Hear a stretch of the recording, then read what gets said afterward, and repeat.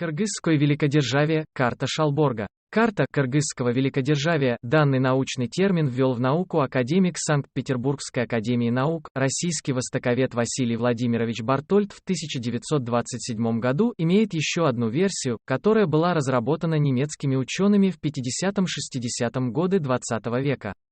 Согласно этой карте, кыргызская держава или империя, Кыргызен-Рейч, в 9-11 веках нашей эры на западе охватывает территории современной Европы до Франции, Италии и Греции.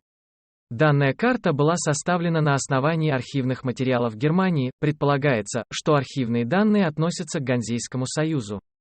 Копия карты была передана доктором Шалборгом Качкенбаю Кадыркулову в 1993 году.